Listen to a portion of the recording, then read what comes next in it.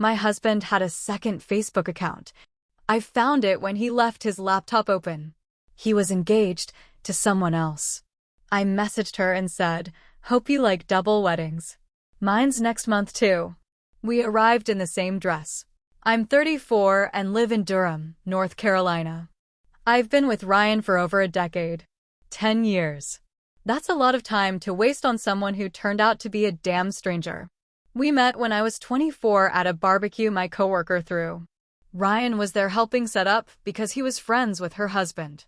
I was new in town, still figuring things out. He offered me a beer and cracked a dumb joke about the grill acting like it had asthma. It was stupid, but I laughed. He had that kind of charm, laid back, confident, just enough roughness around the edges to seem real. He was an HVAC. Worked hard, made good money. I'm a dental assistant at a family clinic just off Highway 54. Not flashy, but I liked what we had. For years, it was good. We split bills, split chores, even shared playlists. He'd leave me notes in my lunch sometimes. Just little things like thinking about you or you make Mondays better. We got married after 3 years. Backyard wedding at his cousin's place out in Hillsboro. I wore my mom's lace gown, needed a few adjustments, but still beautiful. He cried when he saw me walk down the aisle. People always say that moment is the truth. That if a man cries seeing you in a wedding dress, he's in it for real. I believe that too. But people lie. So do tears. The changes didn't come fast. They crept in. First it was late nights. He said there were emergency HVAC calls, sometimes over the weekend too. Then there were out-of-town gigs. He told me the company had new clients in South Carolina. I offered to come with him a few times. He always had an excuse. Even when the red flags started piling up, I explained them away. I was raised to believe in loyalty and giving the benefit of the doubt. So I did. Over and over. Then one night it all shattered. It was a Thursday. Normal day. I'd just put a load in the dryer and walked into the living room to get a basket. His laptop was open on the coffee table. That never happened.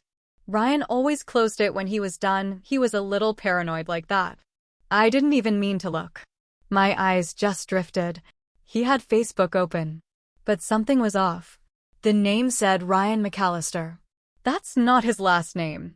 I stared at the screen. Same profile picture. Same damn smile. But the timeline was different. Different friends. Different photos. I clicked through, thinking maybe it was some old profile. But no, everything was current. There were pictures I'd never seen before. Him at a lake. Him at dinner. Him with a woman. Her name was Lily and Carter. She was tagged in post after post. I clicked on one and felt my stomach tighten.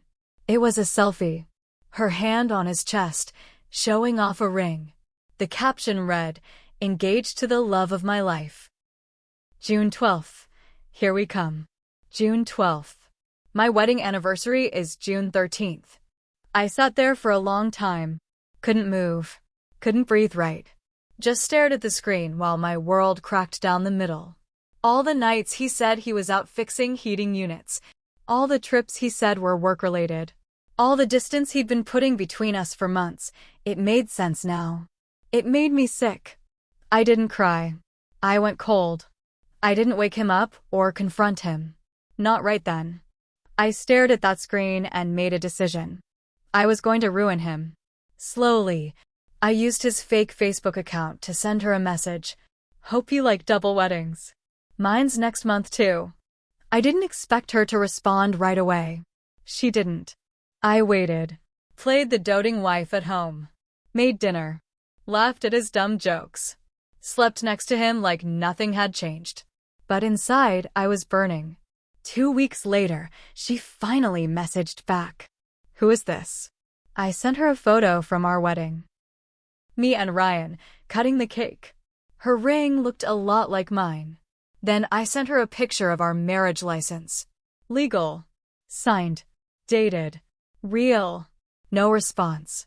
Not for an hour. Then my phone rang. Unknown number. I picked up. "Hello." Her voice was quiet. Who are you? I'm his wife. Silence. Then, that's not possible. I'm looking at our framed wedding photo right now. We've been married 9 years. More silence.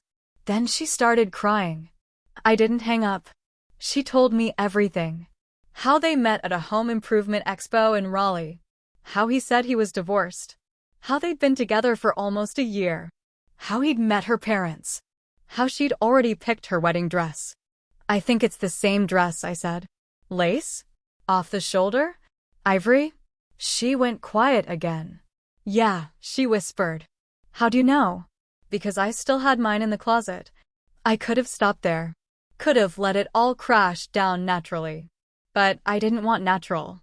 I wanted controlled destruction. I had 1 month until their wedding. So I waited. I made Lily a deal. One she accepted, shaking. We were both going. Wearing the same dress. And that was just the start. Lily and I didn't become friends. Let's make that clear. We had something in common, sure, but we weren't bonding over it. We were both hurt. Angry. Humiliated. She cried on the phone for almost an hour that first night. I let her. I didn't say much. I didn't need to. We both knew who the real enemy was.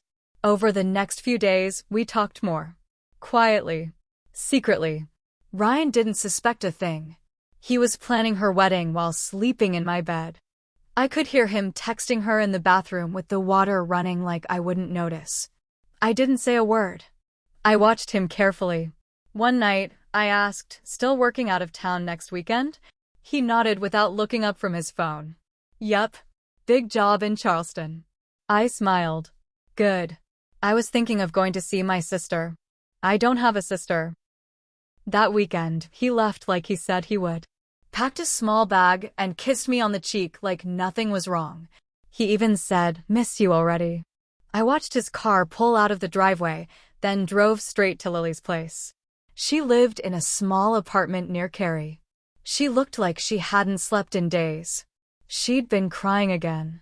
Her makeup was smeared when she opened the door. "You sure you want to do this?" she asked. I didn't answer. Just held up the garment bag. My wedding dress. She stepped aside and let me in. Hers was already hanging on the back of her bedroom door. Same designer. Same cut. Slightly different beading, but same exact style. "You bought it at Julian's, right?" I asked. She nodded. Figures. That place only stocked a few designer pieces a season. We both got lucky. We made a plan. It had to be careful. I didn't want him running or talking his way out of it. He had a way of flipping stories, making people feel stupid for doubting him. I'd watched him do it before to others. Not this time. Lily's wedding was set for June 12th, small venue in Chapel Hill. Backyard style, kind of like mine had been. About 40 guests. Her parents had paid for most of it. She offered to call it off. Cancel everything. I said no. We're not stopping the wedding. We're crashing it. I could see the fear in her face, but also something else, relief. So she kept going. She played the perfect bride-to-be. Smiling, taking engagement photos, letting Ryan kiss her in public, all while texting me behind his back. Then the day came. June 12th. Lily got ready like it was any other wedding day. Hair done. Makeup perfect. Dress zipped up tight. I waited in the car across the street. When the last guest had taken their seat and the music started, I got out. Same dress. Same shoes. My hair curled the same way. I walked through the gate like I belonged there. The whispers started before I even reached the chairs. People turned, looked from me to her. Same dress. Same face. Same confusion. Ryan stood under the arch, looking proud, confident. Until he saw me. He froze. Eyes wide. Hands started to shake. I didn't stop walking. Neither did Lily. We met in the middle. I said it loud enough for everyone to hear. "Which one of your wives do you want to marry today?" Gasps. Chairs scraped back. His mother put a hand over her mouth. Lily stepped forward. "Or did you want to schedule us in shifts?" He looked from me to her, opened his mouth, closed it, then tried again. This isn't what it looks like, no, I said. It's exactly what it looks like. I turned to the guests. I'm his wife. Legally. For almost 10 years. You've all been invited to a fake wedding. Lily added, and this man told me his ex-wife had died. Dead. He told her I was dead. I let that sink in. He ran. No warning, no words. Just bolted past the catering table and down the street. Someone screamed. I laughed. Lily just stood there, hands shaking. I guess I'll send the food to a shelter, she muttered. I put a hand on her arm. First, let's eat. We sat at the bride's table in matching dresses and toasted to new beginnings. But that wasn't the end. Not even close. After the wedding crash, the fallout came fast. Lily posted the photos, us in the same dress, standing in front of the arch where he should have said, I do. Her caption said it all. Turns out I was the second bride. He forgot to mention he already had a wife. Meet her. The post blew up. Friends shared it. Family members commented with shock, disgust, disbelief. A few people messaged me privately to say they always had a weird feeling about Ryan. One of his cousins even sent me a screenshot of a different profile he once used under the name Ryan Marks. That made 3 identities. I thought I knew every part of this man, but it was like staring at a shattered mirror and realizing each piece showed a different stranger. But the most unexpected part? Lily wasn't the only other woman. 2 days after her wedding imploded, I got a DM from someone named Brianna. She lived in Wilmington. Said she'd been seeing Ryan for the last 5 months. She saw the viral wedding post on Facebook and recognized him right away. I didn't even know he lived in Durham, she wrote. He told me he was based in Fayetteville and traveled a lot for work. It was like a dam broke. 3 more women reached out over the next week. One from Asheville. Another from Greensboro. The last one, this one hit hard, was a woman who lived just 10 minutes from my house. Her name was Marcy. She worked at a gas station Ryan frequented when he worked late. I just thought he was lonely, she said. He never said he was married. He always came by late, bought energy drinks, talked like he had no one at home. He was playing each of us. Like we were backup plans. Like we were disposable. Lily and I stayed in touch. Not friends, not exactly, but we were locked into this hell together now. She helped me build a timeline. We matched dates, messages, phone calls. Every lie he told her, he balanced with one to me. And then came the job. Turns out Ryan hadn't worked in HVAC for almost a year. I found out when I called his former employer to ask about benefits tied to his name. They said he quit last spring. So, what was he doing? Lily guessed right. Scamming.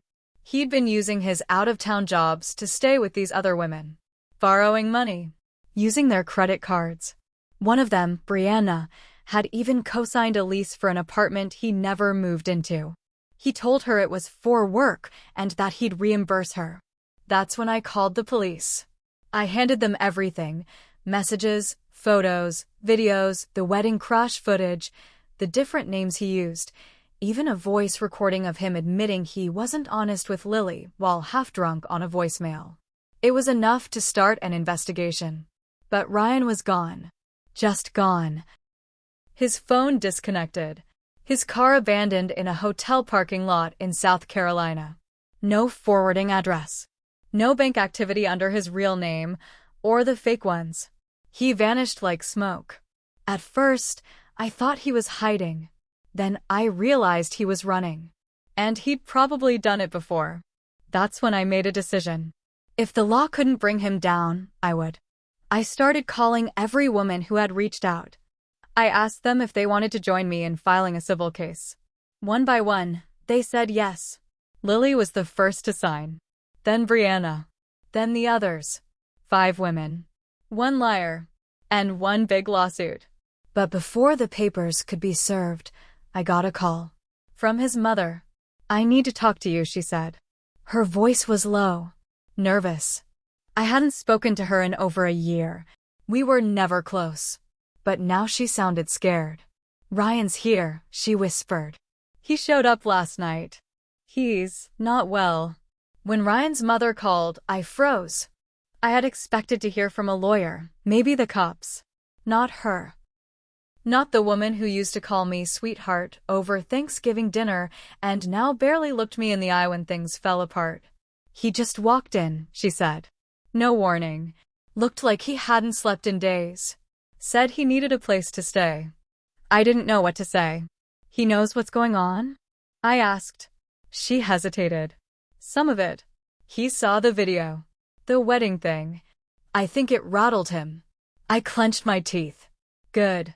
She let out a shaky breath. You should come here. Why? Because I think he's finally scared. And I think he might actually talk. That's all I needed to hear. I drove over that night. Her house was 20 minutes outside Durham, in a quiet part of town where people still left their doors unlocked. I hadn't been there in a long time. It felt weird walking up that driveway again, like stepping into a past life. She met me at the door. She looked tired, older than I remembered. He's in the basement, she said. Hasn't eaten. He just sits there. I went down the stairs alone. He was slouched on an old futon, hoodie pulled over his head, bags under his eyes. When he saw me, he didn't even flinch. Hi, he said like we were catching up after work. I stood there, arms crossed. You lied to everyone. He looked down. I didn't mean for it to get this far. I laughed. You got engaged to another woman. How far did you want it to go? I panicked, he muttered. Things got complicated. You created the complications, I snapped. You told her I was dead. You scammed people. You disappeared. He rubbed his face with both hands, then looked at me. I was trying to start over. I didn't know how to leave. Leave? You could have divorced me like a normal person. Not lie. Not cheat. Not whatever the hell this is. His jaw tightened. You wouldn't have let me go. I stepped closer. Try me. Silence. Then he whispered, I got fired last year. Thought I could figure it out. One of the women I met offered to help. Then it just kept going. I couldn't stop. He looked like a man who dug a hole so deep, the sky was gone. You're going to face all of them, I said. The women. The courts. Me. He shook his head. I don't have anything left. You're wrong, I said. You have consequences. I turned to leave, but he said something that made me stop cold. There's one more. I turned back. What? One more woman. She doesn't know yet. She's pregnant. My legs felt weak. Whose? Mine. He said it like it was nothing. Like it was just another scratch on the long list of damage he'd caused. My vision blurred. I don't even remember walking back up the stairs. I just remember getting to my car, gripping the wheel, and screaming so loud I made my throat raw. Another woman. A child. A future tangled in his lies. I thought the worst was behind me, but it had just started. Because that baby? It changed everything.